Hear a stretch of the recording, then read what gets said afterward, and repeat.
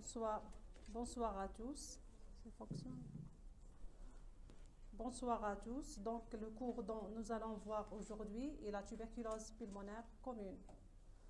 Donc, la tuberculose pulmonaire commune, c'est une infection pulmonaire par le bacille de Koch.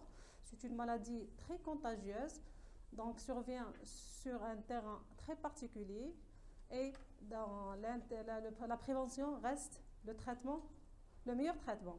C'est clair? Donc, par définition, donc le plan, on va voir une introduction, on va parler de l'épidémiologie dans le monde et dans l'Algérie, un peu une définition sur le bacille de Koch, qui est le bacille responsable de la tuberculose. Bien sûr, donc la physiopathie, donc on va parler de la physiopathie et on va entamer la tuberculose pulmonaire commune, clinique, radiologique et la biologie. Et on va terminer par le dernier tour en image, un cas clinique avec des radios. Comme introduction, donc il faut savoir que le bacille de Koch ou bien le Mycobacterium tuberculosis est le principal agent. Il ne fonctionne pas. Et le principal. Il ne fonctionne pas. Il fonctionne.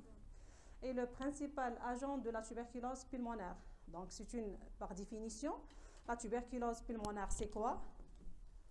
C'est quoi?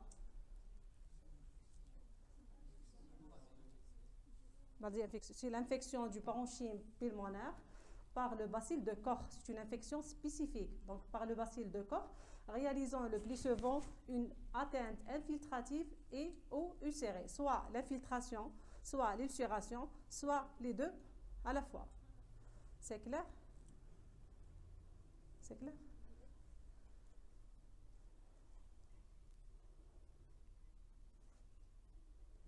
Ça ne fonctionne pas. Non. Donc, on a dit que c'est une infection du parenchyme pulmonaire, c'est une infection spécifique causée par le bacille de Koch.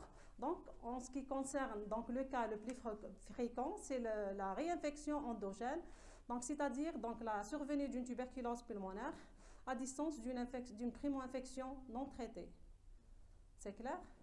C'est le cas le plus fréquent. Donc, le cas le plus rarement, donc, elle se voit lors d'une réinfection exogène, c'est-à-dire une infection exogène, donc massive, c'est-à-dire un patient dont l'immunité elle est fragile, contaminé par un patient richement positif. C'est clair? C'est le cas le plus rare, mais ça existe. C'est clair?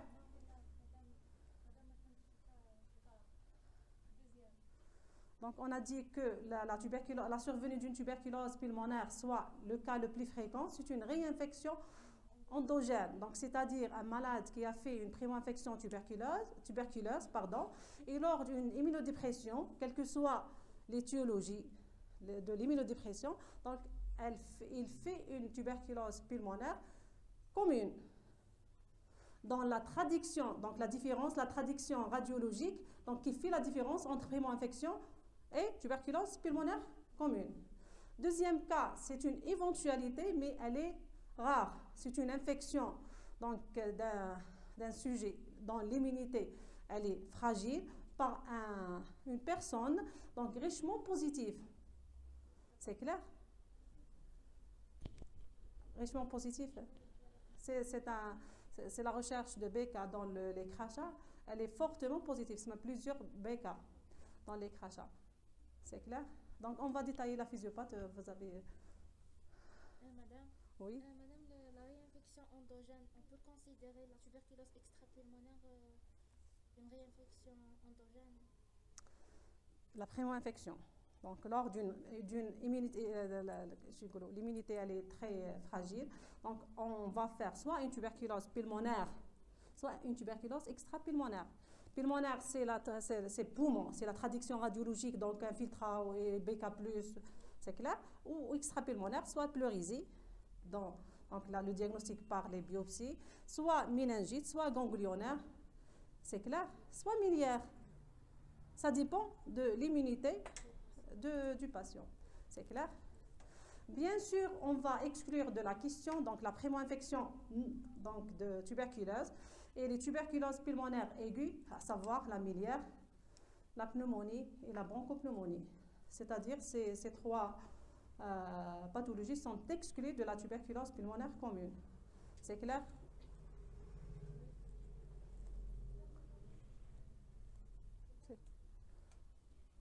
J'ai pas compris. Tu n'as pas compris. C'est quoi la physiopathie, l'infection? Donc, la tuberculose, cette question, tuberculose pulmonaire, donc on va exclure. La primo-infection, tuberculose, c'est une pathologie, c'est une entité à part. La tuberculose pulmonaire aiguë, la miliaire, c'est une entité à part parce que la transmission par voie sanguine. La miliaire, ce n'est pas la même physiopathologie de la tuberculose pulmonaire. Et les pneumonies et les bronchopneumonies, la traduction, donc c'est un syndrome alvéolaire, c'est clair?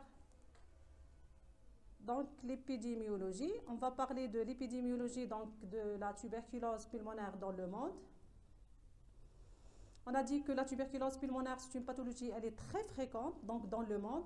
Donc elle est responsable de 10 millions de nouvelles infections par an, 3 millions de diagnostics annuels. La tuberculose pulmonaire constitue la 5e cause de mortalité dans le monde. Donc elle est responsable de 95% des cas survient dans les pays en voie de développement, 11% des cas chez les personnes VIH positives.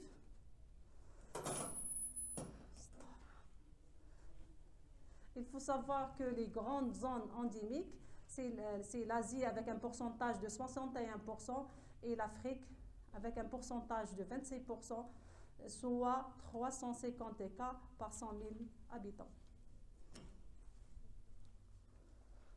La tuberculose en Algérie, donc l'incidence de tuberculose toute forme, c'est-à-dire donc la miliaire, les tuberculoses extra, toute forme, c'est donc 62 cas par 100 000 habitants. Cependant, l'incidence de la tuberculose pulmonaire microscope positif, c'est-à-dire BK+, donc elle est de 26 cas par 100 000 habitants.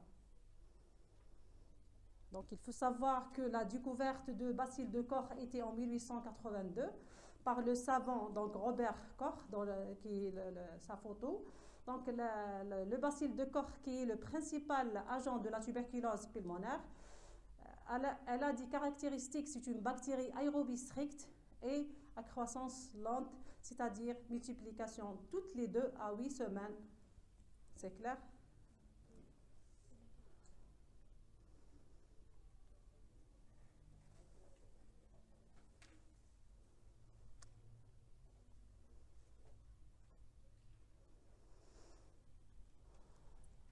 Donc, le bacille de Koch, donc elle constitue le principal agent de la tuberculose. Il faut savoir qu'il existe donc le Mycobacterium tuberculosis et le Africanum. Ce sont des bactéries donc responsables de tuberculose chez l'homme. Cependant, le Mycobacterium bovis, elle est responsable de tuberculose chez l'animal. Il faut savoir que la transmission de la tuberculose, elle est interhumaine et directe. Donc, c'est une inhalation de particules infectantes. Ce sont les gouttelettes de salive ou bien les gouttelettes de ce qu'on appelle les gouttelettes de fluge, donc de la personne contaminée qui tousse et qui parle. Il faut savoir qu'un effort de toux responsable d'une élimination de 3500 BK et un effort d'éternuement, il est responsable d'une projection ou bien projection d'1 million de BK. C'est clair? C'est clair? Donc voilà les gouttelettes de fluge, donc une personne donc, qui est donc BK+, qui tousse lors d'un effort de toux, donc c'est un sujet donc, qui contamine. C'est clair? Il faut savoir que le Mycobacterium tuberculosis est une mycobacterium typique et il faut savoir qu'il existe d'autres mycobactériums. Ce sont les mycobacteriums atypiques qui est responsable de tuberculose ganglionnaire, des pneumopathies, ulcères cutanés. Mais la particularité de cette bactérie atypique, elle est commensale, donc opportuniste, donc se voit chez l'immunodéprimés et particulièrement chez le CD1. La physiopathie, donc la physiopathie de la tuberculose, oui, oui. La physiopathie de la tuberculose, donc elle résume en trois étapes. Donc la première étape, c'est la contamination. Deuxième étape, c'est la tuberculose infection latente, c'est la primo-infection. Troisième étape, c'est la tuberculose maladie. Donc, on a dit qu'en cas de contamination massive, on va sauter la deuxième étape, c'est-à-dire passage directement de la contamination vers la tuberculose maladie. C'est clair? Donc, un patient donc, qui est BK+, donc il tousse, donc il va contaminer un sujet sain, donc 90%, elle est responsable d'une primo-infection tuberculeuse. Et dans 10%, elle est responsable d'une maladie tuberculeuse. C'est clair?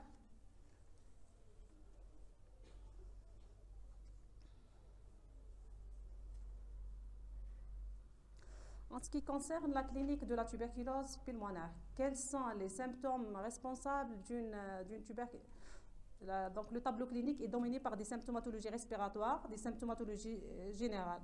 Quels sont les signes respiratoires observés en cas de tuberculose pulmonaire? La toux, très bien.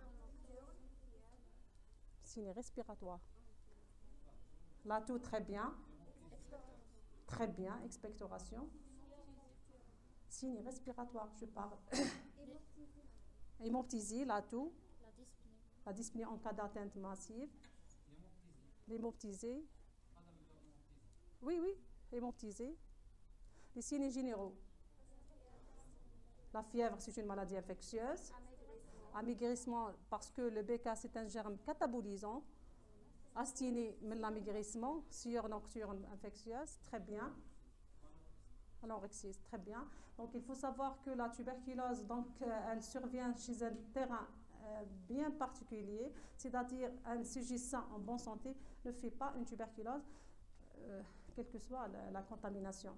Donc, premièrement, donc, devant une tuberculose pulmonaire, il faut chercher le terrain.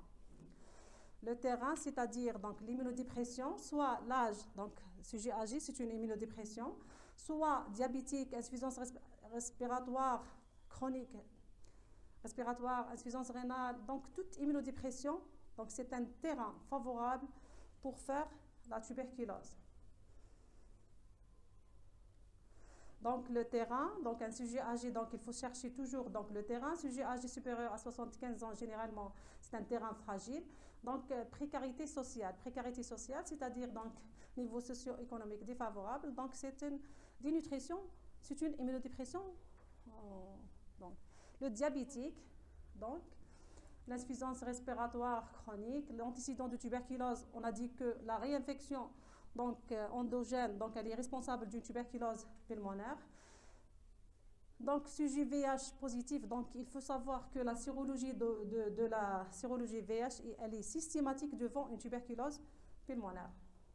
Et les professionnels de la santé, l'infirmier, le médecin, l'externe, sont donc exposés de faire une tuberculose pulmonaire. Donc, devant des signes, donc suspicion de tuberculose, il faut chercher donc toujours le terrain.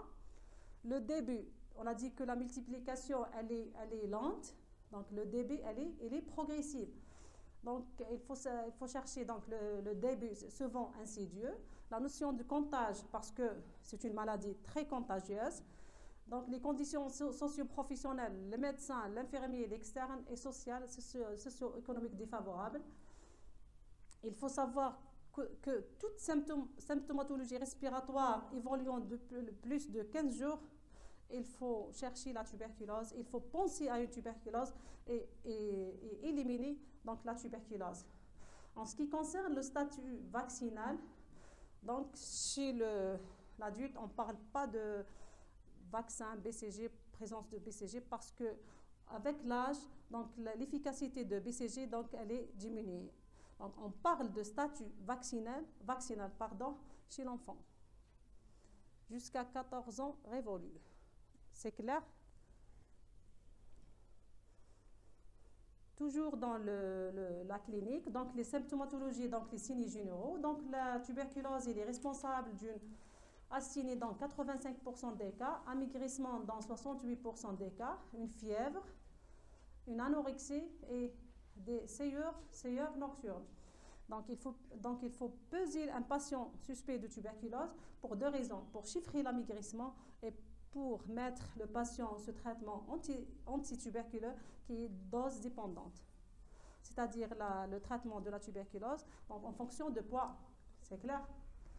Donc en ce qui concerne les signes respiratoires, Covid, je travaille, je suis de garde. Je travaille, le risque, comme c'est pas pour moi, parce que je travaille avec, je suis de garde. Donc, en ce qui concerne les signes respiratoires, donc la toux, elle est présente dans 76%, l'expectoration dans 53%. Autre signe, c'est la dyspnée en fonction de l'atteinte. Si elle est bilatérale, elle est responsable d'une dyspnée. Si la tuberculose survient chez un malade qui présente une BPCO ou bien un asthme, donc la dyspnée, elle est très importante. L'hémoptysie, donc, et la douleur thoracique. En ce qui concerne l'examen clinique, le plus souvent normal, c'est-à-dire, donc l'auscultation devant une infiltration sommeil, donc généralement l'examen clinique, il est normal. Cependant, il est obligatoire à la recherche d'autres localisations. On a dit que la réinfection endogène, donc responsable d'une tuberculose pulmonaire et tuberculose extrapulmonaire, donc il faut chercher les localisations extrapulmonaires, c'est-à-dire les adénopathies axillaires, cervicales et inguinales. Donc la pleurésie par l'auscultation et la triade, donc triade, c'est l'auscultation, la palpation et la percussion. La splénomégalie, parce qu'elle est fréquente dans la tuberculose, et des douleurs osseuses des ceintures et des rachis, donc c'est la localisation osseuse de la tuberculose pulmonaire. C'est clair?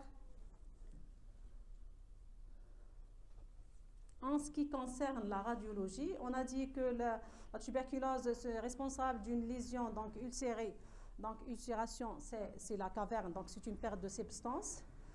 Et ou bien d'une infiltration, c'est les nodules, donc c'est l'inflammation. Donc ce sont des opacités circonscrites, ce sont des nodules. Ou bien opacité en nappe, c'est une infiltration mal limitée. Ou bien la caverne, c'est l'image très caractéristique ou très évocatrice d'une tuberculose pulmonaire. Il faut savoir que la localisation de la tuberculose, on a dit que c'est une aérobie stricte. La localisation, donc, elle est lobe supérieur, ou bien sûr, riche en oxygène, et bien le lobe supérieur naissant, ou bien le foulard du lobe inférieur. Segment apical du lobe inférieur, c'est clair? Vu que la lésion, donc la caverne tuberculeuse est la lésion la plus évocatrice de la tuberculose, donc on va détailler un peu. Donc c'est une clarté de 2 à 3 cm de diamètre, cernée par un liseré régulier d'épaisseur entre 2 à 5 mm. Le siège, donc parfois, donc c'est l'image en raquette. Donc l'image en raquette, par définition, donc c'est la caverne, donc reliée avec le hile par les branches de drainage, c'est-à-dire la caverne, donc c'est une perte de substance, nécrose caseuse, donc c'est l'élimination naturelle vers le hile. Donc l'image en raquette, c'est l'image pathognomonique, soi-disant, de la tuberculose. Donc toujours dans le bas fond de la caverne existe souvent un petit niveau liquidien, c'est la nécrose. Elles peuvent être donc volumineuses, occupant le territoire d'un lobe évidé, ou bien des cavernes de petit diamètre multiples au sein d'une zone infiltrée. C'est-à-dire, parfois c'est une seule caverne qui occupe, ou parfois ce sont des cavernes, plusieurs cavernes qui occupent un territoire infiltré. Donc il faut savoir que la caverne est un élément de gravité pour l'individu, c'est une dissémination à distance, et pour la collectivité. C'est clair? Donc, une caverne de 2 cm contient 10 à la puissance 9 de bacilles. C'est clair? C'est clair? Image en raquette. Qui peut tennis? C'est la caverne. La raquette. Donc c'est la caverne et les branches de drainage parce que il existe donc les sécrétions la nécrose. La traduction c'est blanchâtre. عندنا une image درك نشوفها. Ah, le île. La caverne et de branches donc de branches vers le île.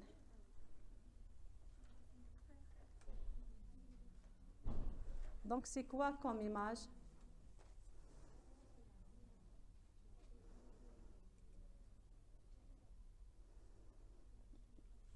C'est une radio normale. On a dit que le siège de la tuberculose, sommet. Donc, est-ce que le sommet est normal? C'est quoi? Une infiltration. Très bien, une infiltration nodulaire. Ce sont des nodules. C'est clair? Pardon. C'est quoi comme image? Très bien, je connais chef la caverne. Très bien, la caverne avec l'infiltration. C'est la flèche. La flèche, c'est la flèche, c'est la caverne. Ou l'infiltration. Ah, la souris, pardon. Pardon, s'il vous plaît. Donc c'est ça, c'est la caverne.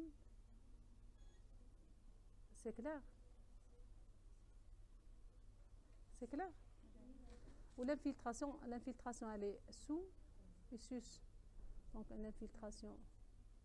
Par rapport, toujours pour interpréter une radiographie, il faut comparer les deux champs. Par rapport au champ gauche, elle est normale.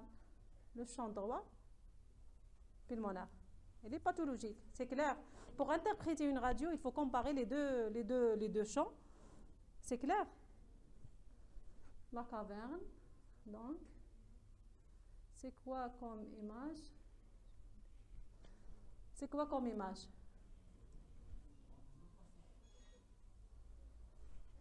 Je connais quelle opacité. Même cette fois-ci, la caverne, elle est à gauche. Rétroclaviculaire. C'est clair? La caverne, elle est... C'est clair? L'infiltration sous-jacente. C'est quoi comme image?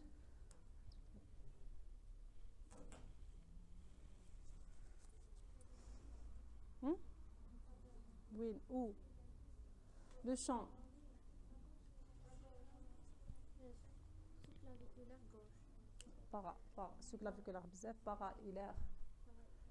Paratrachial et hilaire. Ah, la caverne. Pour ne pas... Ah. C'est clair? C'est clair? C'est quoi comme image? Où le siège? Para-hilaire droit. C'est clair?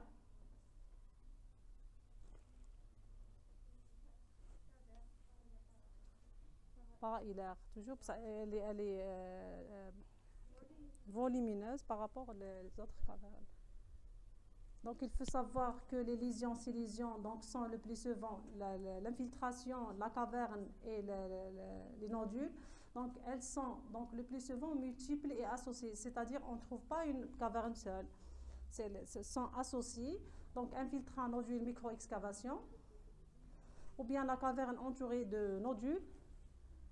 Et elles peuvent être associées à des lésions d'âge différents, plus anciens, c'est-à-dire donc un malade qui a fait une tuberculose pulmonaire, donc les lésions donc calcifiées et rétractiles, fibreux, donc sur lequel le patient a refait une tuberculose, donc on trouve des lésions d'âge différents, c'est-à-dire des calcifications signant l'infection ancienne, des rétractions, donc c'est-à-dire donc une infection toujours ancienne, avec des infiltrations et des cavernes signant l'infection récente. Il faut savoir que ces lésions peuvent être bilatérales et extensives. Ça dépend de l'immunité de la personne. En ce qui concerne la biologie, Donc la biologie, donc la FNS, donc on va trouver une anémie inflammatoire, lymphopénie ou bien hyperlymphocytose. Donc il faut doser le bilirubénémie, gamma-JT, donc phosphatase alcaline, transaminase, créatinine et la natrémie. C'est le bilan pré-thérapeutique. Parce qu'on va mettre le patient sous un traitement lourd, 6 mois, avec des effets secondaires. Donc, il faut un bilan pré-thérapeutique. J'ai dit que la sérologie donc, de VIH, elle est obligatoire ou bien systématique devant une tuberculose pulmonaire. Maintenant, après la radiologie, donc la biologie, donc la certitude diagnostique d'une tuberculose pulmonaire, c'est la mise en évidence de BK, de bacilles de Koch dans les crachats, ou bien donc la lésion anatomopathologique spécifique, c'est le granulome gigantocellulaire avec nécrose casieuse. C'est clair. Donc, le certitude diagnostique, donc certes, donc des signes radiologiques donc évocatrices, donc la clinique elle est évocatrice, mais la certitude diagnostique, donc c'est la mise, la lésion elle est là, il faut trouver le BK.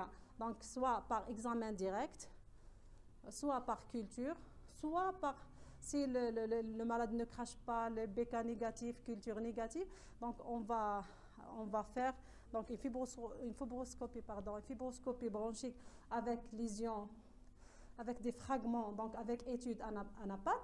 Donc c'est l'étude anapathe qui montre un granulome gigantocellulaire. Donc plusieurs diagnostics à évoquer, c'est la sarcoïdose, la tuberculose, lymphome, mais la présence de nécrose casieuse, c'est la signature de la tuberculose pulmonaire. C'est clair? Pathognomonique, donc c'est la signature. Et là, donc la tuberculose, je suis là. C'est clair? Alors maintenant, donc la recherche de BK, donc c'est l'examen donc direct, donc avec coloration de Ziegler-Nielsen. Donc, c'est la présence des BK, ce sont des bâtonnets, donc rouges.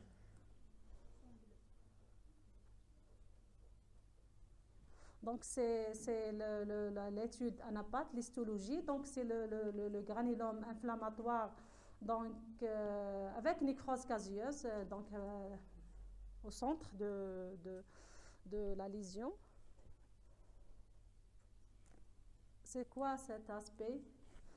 Donc, aspect en chou-fleur, c'est la culture de BK, culture positive. Donc, la culture se fait en 28e jour, 48e jour et 72e jour. Donc, on parle d'une culture négative après 72 jours. Pour parler d'une culture négative, donc, il faut 72 jours pour dire que pas de tuberculose.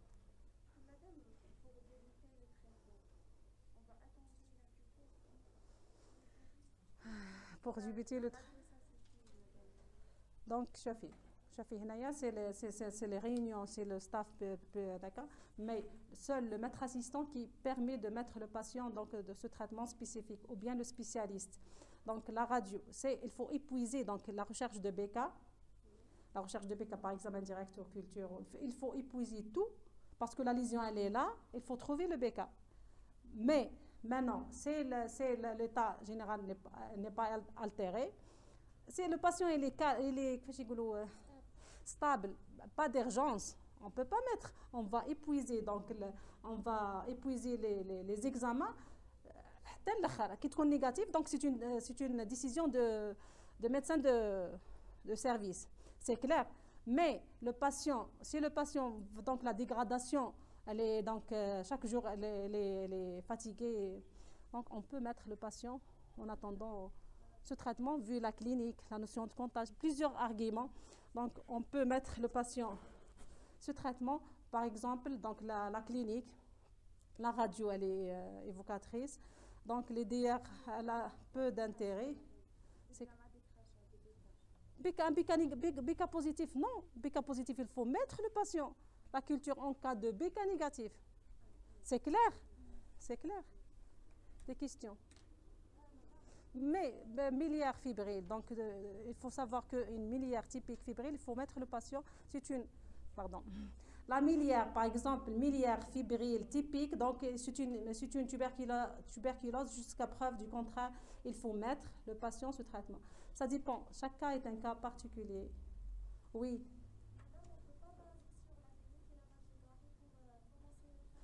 Tuberculose BK.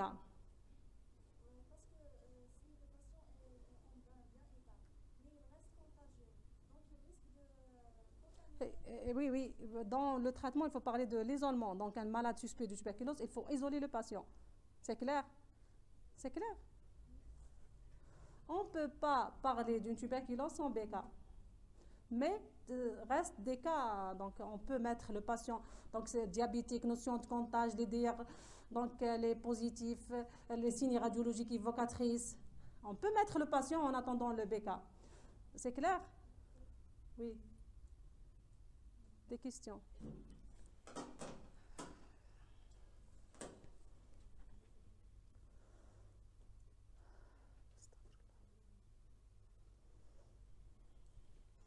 Donc, les différents prélèvements. Donc, la recherche, on a dit que la lésion, elle est là. Il faut trouver le BK. Donc, la lésion suspecte, soit caverne, soit infiltration, soit les deux. Donc, il faut objectiver. Donc, il faut trouver le BK.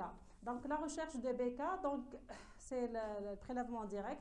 C'est avec coloration de Ziher-Nielsen pour l'examen direct. Et la culture, on a dit qu'il faut cultiver le BK. Il faut savoir qu'un malade qui crache, donc le BK 3 jours BK, c'est négatif, donc il faut répéter. On demande 3 séries, 3 jours, 3 jours, 3 jours. C'est négatif, donc on demande la culture. Maintenant, si le malade ne crache pas, d'emblée il ne crache pas, c'est le tubage gastrique, c'est clair? D'emblée, c'est l'indication d'un tubage gastrique. Si le malade donc ne crache pas ou bien le BK3, les 3 séries sont négatives, donc la fibroaspiration avec biopsie. C'est clair? Donc, j'ai dit que BK négatif, c'est la fibro, c'est la même chose, la démarche diagnostique. Maintenant, les DR.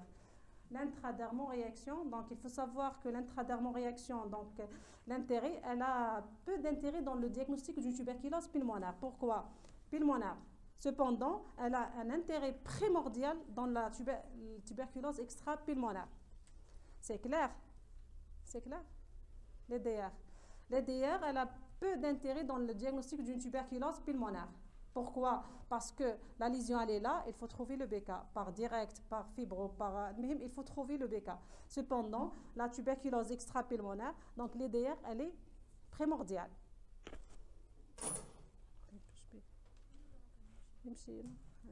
C'est clair? Donc l'EDR, c'est l'administration intradermique de 10 unités. Lecture, donc après 72 heures. Positif, c'est le diamètre d'induration supérieur à 5 mm. 5 mm positif. Maintenant, entre 5 et 10, faiblement positif. 10 à 15 positif, mais supérieur à 15, elle est franchement positive. C'est clair? Chez l'adulte. Chez l'enfant, donc en cas de BCG, on a dit qu'on parle de statut, on prend en considération le statut vaccinal chez l'enfant. BCG positif, donc l'IDR elle est positive, c'est le diamètre supérieur à 15. BCG négatif, l'EDR elle est positif, supérieur à 10. C'est clair?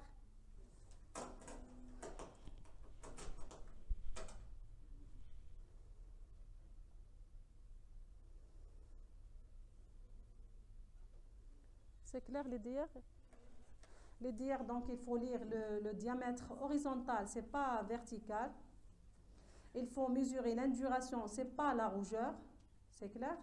Et une EDR flectunulaire, c'est-à-dire des vésicules au sein de point d'injection, c'est fortement,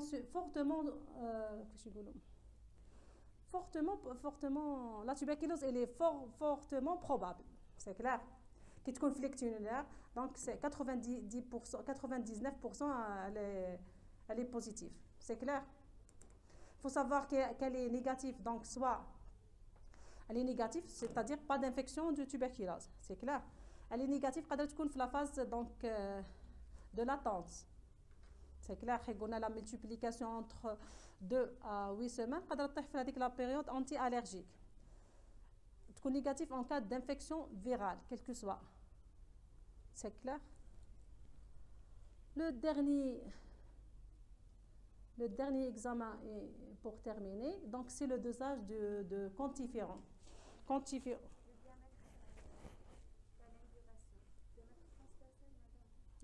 Oui, moi je vertical, horizontal.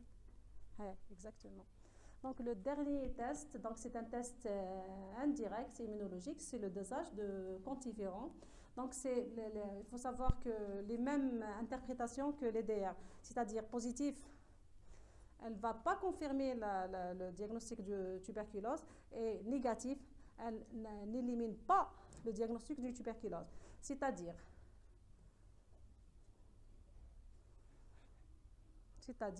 donc elle est sensible dans 80% des cas et spécifique dans 50 à 60% des cas. C'est-à-dire, un test positif ne permet pas de faire la différence entre primo-infection et tuberculose maladie. Et un test négatif n'exclut pas une tuberculose maladie. C'est clair?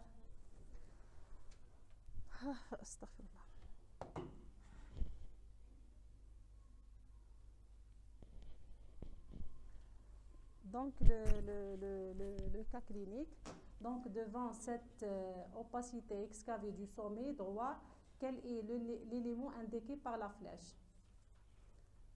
C'est la branche de drainage. Très bien, parce que la caverne, il faut en eau. On a dit que l'interprétation de l'image en requête, c'est une excavation reliée avec le île par deux lignes blanchâtres. C'est le madrab تاع التنس. هاي la caverne, pardon. هذه la caverne. هام l'image de drainage. هذه وحده وهذه زوج. C'est clair? Donc cet élément est en faveur de caverne, kyste, aspergillose, caverne tuberculose, abcès détergé. C'est quoi le diagnostic? La flèche, elle désigne quoi?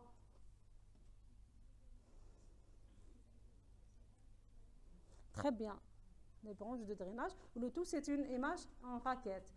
Maintenant, le diagnostic, c'est une caverne, ou bien kyste, ou bien aspergillose, ou bien cancer, le premier cancer, kystidatique, aspergillose, caverne tuberculeuse, ou bien abcès détergé. Quel est le diagnostic? Pourquoi? Très bien, elle est typique. Parce que le cancer, il faut savoir que l'image excavée, donc la limite interne, elles sont anfractueuses. Donc une image, une clarté, image excavée, qui connaît les limites anfractueuses, c'est-à-dire irrégulières, c'est un cancer jusqu'à preuve du contraire. Donc le kyste hydatique rompu, c'est soit un niveau, soit la membrane donc flottante, c'est le niveau ondulé. C'est une image caractéristique d'un kyste hydatique. L'aspergillose, donc l'aspergillome, donc c'est l'image en gros lot. C'est une clarté avec une opacité au bas-fond de l'image. La caverne, parce que c'est l'image en raquette. C'est clair? Réponse, la flèche, c'est la branche du drainage et la caverne tuberculeuse. C'est quoi comme image?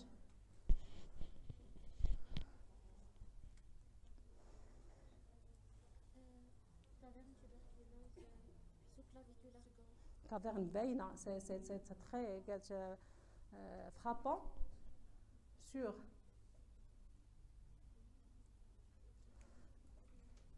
les lésions sont denses, donc c'est image cavitaire sur un malade qui a fait une tuberculose, parce que les lésions sont très denses, fibreuses, très denses. C'est clair? Maintenant, c'est quoi comme image? Pleurésie. C'est quoi?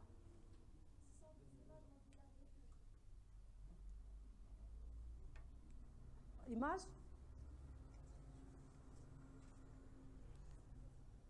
Pleurésie, c'est pas pleurésie. Pourquoi? Très bien, ça ne comble pas le cul de sac costodiaphragmatique et cardiophérénique. Elle n'efface pas la coupole diaphragmatique, Donc, بينبلي c'est pas une pleurésie. تبقى دركا c'est une opacité donc en plage parce qu'elle comble presque les 2 tiers inférieurs avec infiltration supérieure. C'est une pneumonie aiguë tuberculeuse. Tuberculose, on ne peut pas parler sauf avec preuve. C'est une pneumonie aiguë. Parce que tuberculose, là, c'est la preuve. C'est clair? Oui, c'est une... Avec c'est supérieur.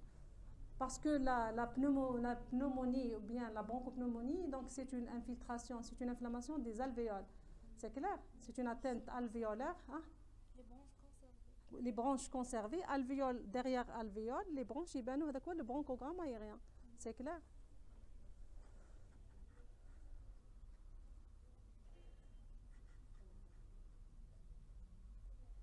C'est quoi comme image?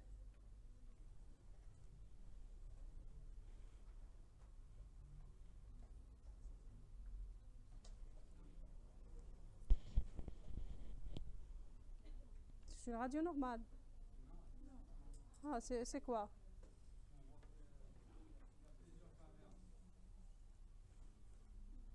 Oui, les cavernes.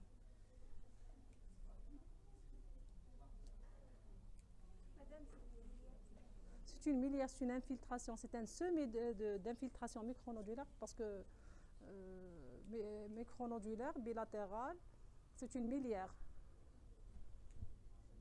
C'est tout. Merci pour votre attention. Si vous avez des questions, donc je suis là pour répondre. Questions? C'est clair? Toi. Quel est le diagnostic d'une tuberculose pulmonaire commune de certitude?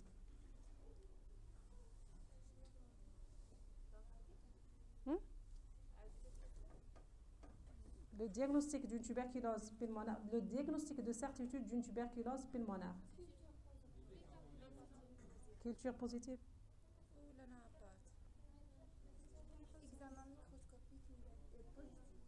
Très bien. Microscope positif, c'est la recherche de BK ou bien anapath. Des éléments permettent de faire le diagnostic de tuberculose. Toi. La lecture de l'EDR se fait quand? Lecture. غنطرشك بالهاد شكون قال 24 heures. 60 قلنا 24 heures 72. La culture de BK se fait en Tia. Oui.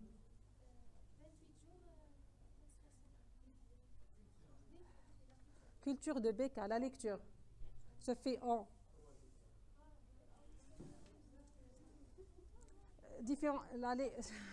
la lecture de l'EDR se fait après 72 heures, c'est-à-dire 3 jours. L'EDR. 12 heures. Ou la culture de BK, pardon. La culture de BK, 28e jour. 48e jour, 72e jour. C'est clair? Culture. Sur le champ, sur place. Direct, l'examen direct. La culture, on a dit. Maintenant, quelles sont les lésions radiologiques donc, causées par le BK? Caverne, très bien. C'est la lésion évocatrice, oui. Infiltration, oui. Nodule, très bien. Donc, quel est le siège de la lésion de la tuberculose pulmonaire commune?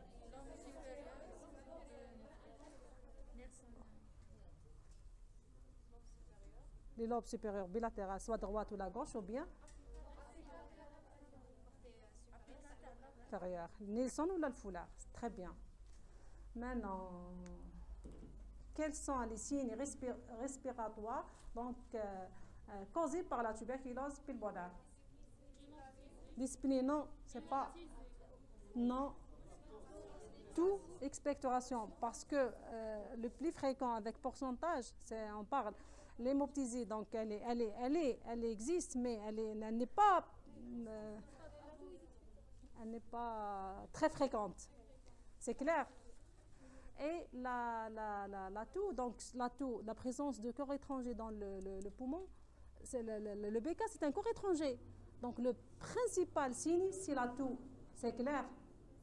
L'expectoration, c'est l'inflammation, le processus inflammatoire, donc il faut dégager. Donc c'est logique, l'atout et l'expectoration.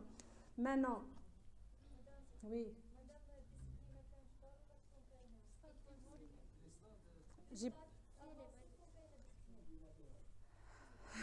La dyspnée, elle existe, mais c'est la tuberculose survient chez un sujet, par exemple BPCO, ou bien asthmatique, ou bien séquelle du tuberculose, c'est une lésion, elle va perturber le. Deuxièmement, si la lésion elle est bilatérale, par exemple, la lésion elle est bilatérale à droite et à gauche, elle est fréquente, c'est clair. قادرة تكون tuberculose pulmonaire avec pneumothorax. La dyspnée, elle est primordiale. C'est clair? Oui. Troisième question. Est-ce que le quantiférant positif permet de poser le diagnostic d'une tuberculose pulmonaire? Le dosage de quantiférant. Non, c'est un signe, non, n'est pas. Est-ce que le dosage de quantiférant positif permet de faire le diagnostic d'une tuberculose?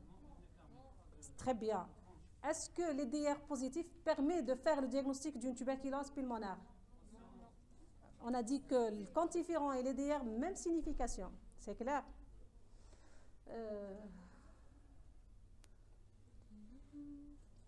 Normalement, c'est bon. Merci.